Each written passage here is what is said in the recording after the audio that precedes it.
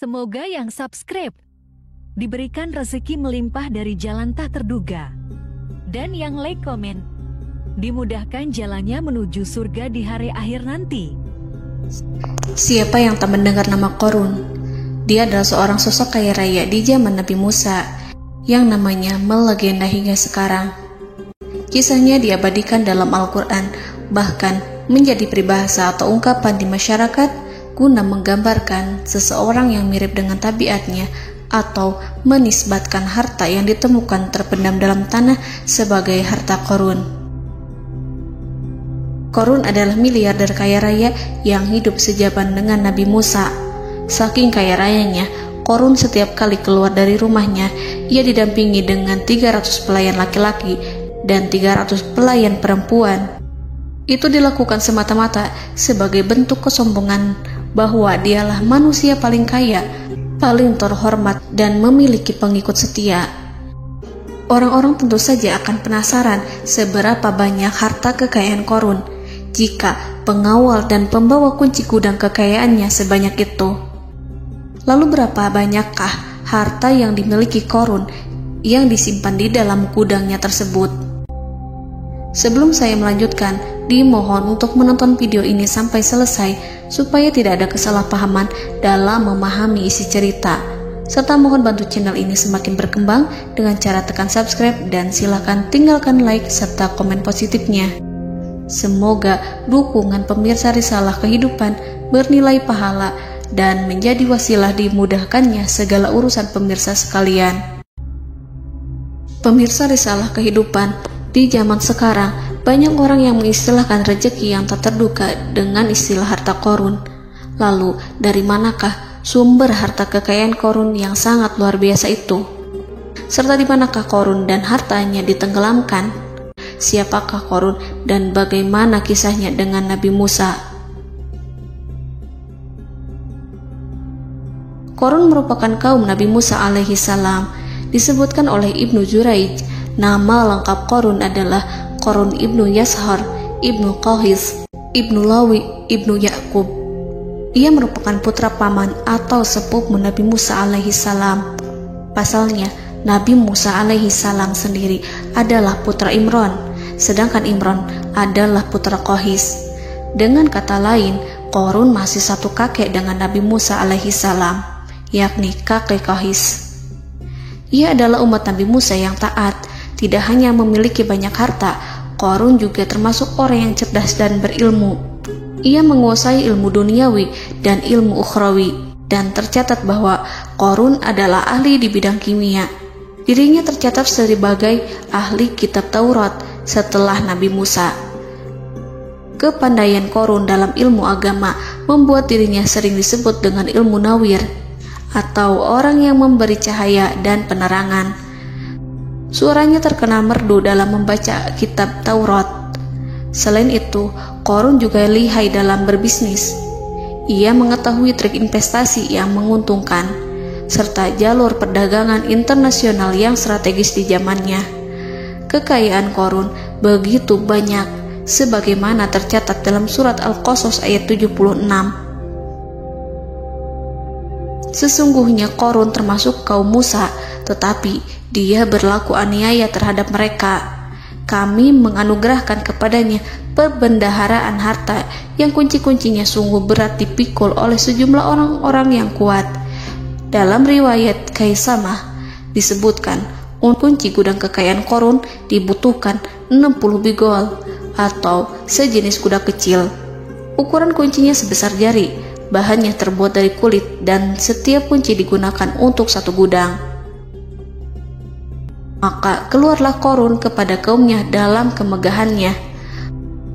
Para ulama tafsir menjelaskan, Qorun keluar dengan mewah diiringi dengan 300 gadis berbaju merah dan 4.000 kendaraan kuda. Tak heran, iring-iringan Qorun itu mengundang decak kagum mereka yang gandrung terhadap harta kekayaan, sebagaimana yang terekam dalam ayat Al-Quran. Moga-moga kiranya kita mempunyai seperti apa yang telah diberikan kepada Qorun. Sesungguhnya ia benar-benar mempunyai keberuntungan yang besar. Quran Surat Al-Qasas ayat 79. Namun tak sedikit kaumnya yang mengingatkan.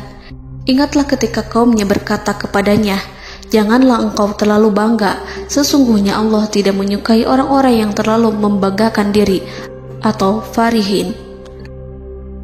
Ulama menafsirkan istilah farihin di sana juga berarti takabur, zolim, berbuat kerusakan, arogan, dan tak mau bersyukur terhadap nikmat. Mengenai dari mana asal-usul kekayaan Qorun, ada beberapa riwayat yang memberitahukan tentang asal-usul kekayaan Qorun. Sumber pertama menyebutkan bahwa jauh sebelum memiliki kekayaan, Qorun hanyalah seorang lelaki miskin yang tidak mampu menafkahi keluarganya. Anaknya sangat banyak. Lalu suatu ketika Qorun datang kepada Nabi Musa.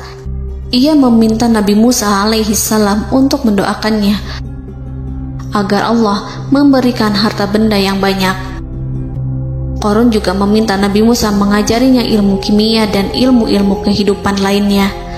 Qorun dikenal sebagai orang yang soleh dan mengikuti ajaran Ibrahim dengan baik, sehingga tanpa pikir panjang Nabi Musa alaihissalam menyetujui permintaannya. Allah Subhanahu wa ta'ala mengabulkan doa Nabi Musa. Qorun diberikan kecerdasan luar biasa dan menguasai ilmu yang telah diajarkan kepadanya. Qorun menguasai teori dan praktik pembuatan emas permata dan beragam perhiasan mewah lainnya. Ia juga pakar dalam ilmu arsitektur, rancangan bangunan, penataan kota, dan lain sebagainya. Tidak lama setelah itu, hidupnya berubah. Qorun pun hidup dengan bergelimbang harta.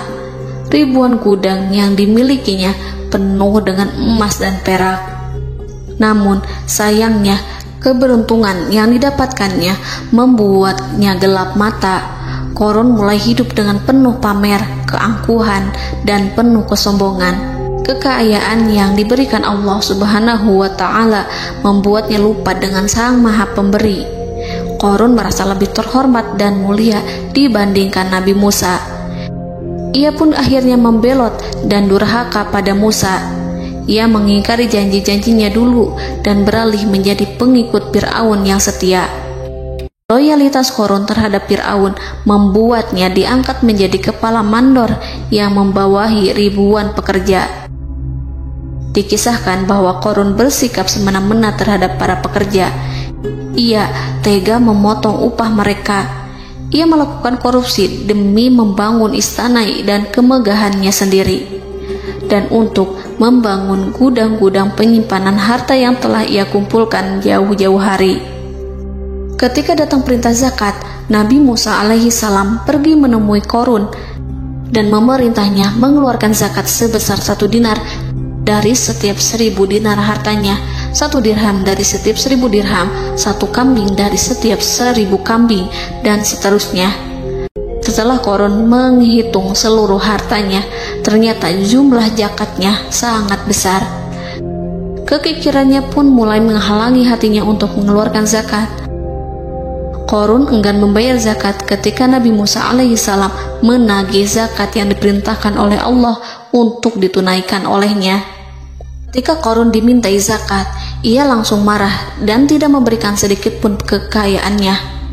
Dia berpikir bahwa harta kekayaan yang dimilikinya didapat dari hasil kerja dan usahanya, dan tidak ada kaitannya dengan siapapun, termasuk Allah Subhanahu wa ta'ala. Janji Qorun untuk lebih taat beribadah dan membantu sesama jika diberi kekayaan oleh Allah dilupakannya. Dia mempergunakan kekayaannya tersebut dalam kesesatan, kezoliman, dan permusuhan, sehingga membuatnya menjadi sombong dan terlena.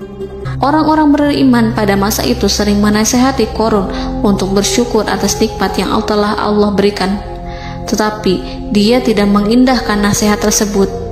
Dari sikapnya tersebut sudah jelas bahwa Qorun tidak membutuhkan nasihat kebenaran, bahkan merasa tidak takut dengan ancaman Allah, sebab Qorun merasa sudah memiliki segalanya.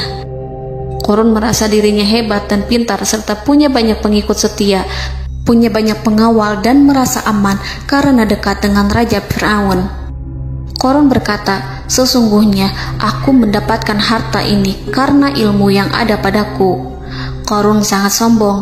Ia merasa hartanya didapatkannya sendiri tanpa campur tangan dan kehendak Zat yang Maha Kaya, yakni Allah Subhanahu wa Ta'ala. Apakah Korun lupa ataukah ia tidak tahu bahwa Allah telah membinasakan orang-orang sombong sebelumnya, yang bahkan lebih kuat darinya, yang lebih kaya darinya, yang lebih banyak pengawalannya, lebih kokoh dan tak terkalahkan dibanding dirinya? Karena terdorong sifat kikir dan angkuh, maka Korun membuat rencana untuk melakukan tipu daya agar dia terlepas dari kewajiban membayar zakat. Dia ingin menjatuhkan nama baik dan citra baik Nabi Musa. Kemudian dia mengumpulkan tokoh-tokoh konglomerat Bani Israel. Ia berkata kepada mereka, "Wahai saudara-saudaraku, terhadap apa yang diperintahkan Musa untuk membayar zakat, apakah kalian akan mematuhinya? Sekarang dia hendak mengambil harta yang ada di tangan kalian, maka pikirkanlah suatu cara untuk menghindari perintahnya." Para pembesar-pembesar yang dipanggil kemudian menjawab, "Wahai paduka Korun, engkau lebih besar daripada kami. Kami akan melakukan apapun yang kau inginkan." Korun berkata, "Datangkanlah kepadaku wanita cantik. Aku akan memberinya hadiah besar jika ia berhasil menggoda dan memfitnah Musa." Ketika wanita cantik yang diinginkannya datang, Korun memberikan kepadanya uang muka sebagai jaminan. Ia akan membayarkan seluruh yang dijanjikannya ketika berhasil menjalankan misinya. Bukan hanya itu, Korun pun berjanji akan menjadikan wanita ini sebagai istrinya. Keesokan harinya, Korun mengumpulkan Bani Israel. Setelah itu, Korun menghadap kepada Nabi Musa seraya berkata, "Orang-orang menanti kedatangan Anda, sampaikanlah saran dan nasihat kepada mereka." Nabi Musa kemudian keluar dari rumahnya. Ia mulai menyampaikan nasihat pada umatnya. Di antara nasihatnya, beliau berkata, "Barang siapa yang mencuri, aku akan memotong tangannya. Barang siapa yang memfitnah, aku akan mencambuknya sebanyak 70 kali. Barang siapa yang tidak mempunyai istri dan dia berbuat zina, maka aku akan mencambuknya sebanyak 70 kali.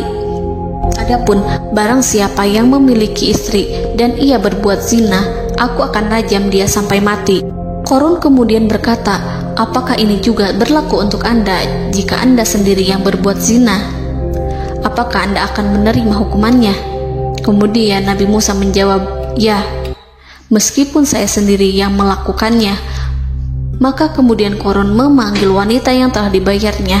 Wanita itu berdiri di depan Nabi Musa dan Bani Israel yang telah berkumpul, mengaku sedang hamil karena berhubungan badan dengan Nabi Musa. Marahlah Nabi Musa atas fitnah kejam yang diarahkan kepadanya. Kemudian Nabi Musa melakukan sholat 2 rakaat, lalu mendatangi wanita itu dan menyumpahnya agar mengatakan siapa yang menyuruhnya. Wanita itu menjadi ketakutan. Ia bergemetar di depan Nabi Musa dan mengaku bahwa yang menyuruhnya adalah Korun. Lalu wanita itu bertaubat dan meminta maaf kepada Nabi Musa. Seketika Nabi Musa bersujud seraya berdoa kepada Allah agar menimpakan azab kepada Korun. Allah memberi wahyu kepada Musa bahwa bumi telah dijadikan tunduk kepada perintah Nabi Musa. Kemudian Nabi Musa berkata kepada bumi, "Wahai bumi, telanlah Korun beserta kekayaannya, habiskanlah semua." Kala itu Allah menurunkan wahyu kepada Musa alaihissalam untuk memerintah bumi apapun yang diinginkannya. Begitu Nabi Musa alaihissalam datang dengan wajah sangat marah, barulah Korun merajuk, "Wahai Musa, sayangilah aku." Sementara Nabi Musa alaihissalam tak bergeming. Beliau lantas berkata pada bumi, "Wahai bumi, ambillah mereka." Seketika rumah Korun mulai bergetar. Korun dan antek-anteknya mulai dibenamkan hingga bagian lututnya. Rumahnya ikut turun sedalam lutut. Korun kembali merajuk, "Sayangilah aku Musa." Rumahnya kembali berguncang. Kini Korun dan kawan-kawannya kembali terbenam hingga pusar. demikian pula rumahnya. Korun terus merajuk, "Wahai Musa, sayangilah aku." Sementara Nabi Musa alaihissalam kembali meminta bumi, "Wahai bumi, ambillah mereka." Rumah Korun berguncang lagi, sementara Korun dan kawan-kawannya terus terbenam hingga bagian tenggorokannya. Demikian pula rumahnya. Korun lagi-lagi menjerit, "Wahai Musa, sayangilah aku." Namun Nabi Musa alaihissalam tak bergeming. Beliau terus meminta bumi menelannya, hingga akhirnya Korun dan kawan-kawannya hilang seluruhnya ditelan bumi. Tak lama setelah itu Allah berkata, "Wahai Musa, apa yang membuatmu bersikap demikian? Padahal demi kemuliaanku, andai dia Korun berdoa kepadaku, niscaya aku akan rahmati. Maka kami benamkan dia beserta rumahnya ke dalam bumi, maka tidak ada baginya satu golongan pun yang akan menolongnya selain Allah, dan dia tidak termasuk orang-orang yang dapat membela diri." Quran Surat Al-Qasas ayat 81. Lalu di manakah lokasi ditenggelamkannya Korun beserta harta bendanya? Konon berdasarkan kepercayaan beberapa masyarakat setempat, Korun ditenggelamkan di sekitar sungai atau danau Moris yang terkenal di kota Payom, negara Mesir. Korun konon mendirikan istana dan di tempat itu pula ia ditenggelamkan. Dahulu, Korun berkeinginan membangun sebuah istana, namun tidak diizinkan oleh Fir'aun jika istana itu dibangun di samping istana Fir'aun.